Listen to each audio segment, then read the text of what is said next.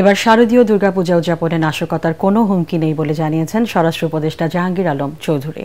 তিনি বলেন, কোনো বিশৃঙ্খলা যেন না হয় সেজন্য সর্বোচ্চ সতর্ক থাকবে আইনশৃঙ্খলা বাহিনী। দুর্গাপূজা উপলক্ষে সচিবালয়ে আইনশৃঙ্খলা বাহিনীর সাথে সনাতন সম্প্রদায়ের সমন্বয়ে বৈঠক শেষে তিনি একথা জানান। এবার সারা দেশে ৩৩,০০০ পূজা মণ্ডপ হচ্ছে জানিয়ে উপদেষ্টা বলেন, ২৪ ঘন্টা নজরদারিতে থাকবে এসব মণ্ডপ। আরও জানাচ্ছেন ইয়াসিন রানা। এখানে আছে সারা দেশে প্রায় আমাদের এখানে ৩২,৬৬৬টা। গত বছরও আমরা কিন্তু আসন্ন দুর্গাপূজায় কোনো মণ্ডপে হামলা, ভাঙচুর বা অপ্রীতিকর ঘটনা যেন না ঘটে সেজন্য নিরাপত্তা পরিস্থিতি নিয়ে সনাতন সম্প্রদায়ের সাথে বৈঠক করে আইনশৃঙ্খলা বাহিনী। বৈঠক শেষে স্বরাষ্ট্র উপদেষ্টা আশ্বস্ত করেন, গত বছরের চেয়ে এবার পূজা আরও নিরাপদে উদযাপিত হবে।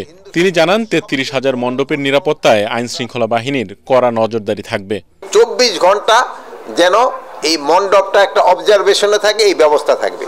আর আমাদের থেকে আনসারের সদস্য আমার সদস্যরাও থাকবে এবং তারাও এই ২৪ ঘন্টা ওটা অবজার্ভ করবে যেন কোনো রকমের সমস্যা না হয়। পূজার পাশে মেলার নামে যেন মদ গাঁজার আসন না বসে সে বিষয়েও ব্যবস্থা নেয়ার কথা জানান উপদেষ্টা। পূজা উপলক্ষে অনেক সময় আশেপাশে যে মেলাগুলি হয়, তারপরে ওখানে গাঁজার আড্ডা বসে, মদের আড্ডা বসে, এইগুলি কিন্তু এবার কোনো অবস্থায় হবে, কোনো রকমের কোনো মেলা হবে না, বাট ওই ছোটখাটো ২-১টা দোকান থাকতে পারে। স্বরাষ্ট্র উপদেষ্টা বলেন, বিশৃঙ্খলা রোধে সর্বোচ্চ সচেতন থাকবে আইনশৃঙ্খলা বাহিনী। সশস্ত্র বাহিনী থাকবে, পুলিশ থাকবে, আনসার থাকবে, র্যাব থাকবে, বিজিবি থাকবে। বর্ডারের পূজা মণ্ডপগুলিতে মেইন দায়িত্বটা বিজিবির উপরেই বর্তায়। আমরা তো যেই লিস্টটা পাই ওই লিস্টের উপরেই আমরা কিন্তু আমাদের আইন শৃঙ্খলা বাহিনীগুলি নিয়োগ করি, কিন্তু হঠাৎ দেখা গেল এক জায়গায় একটা শুরু করে দিল, ওটা হলে আবার আমাদের জন্য অসুবিধা হয়ে যায়। এই জন্য ওনাদের কাছে আমরা রিকোয়েস্ট করেছি, আপনারা যেখানে যেটাই করেন না কেন আমাদের কাছে লিস্টটা আগে দিয়ে দিবেন, যেন আমাদের আইন শৃঙ্খলা বাহিনী ওই জায়গায় আমরা দিতে পারি।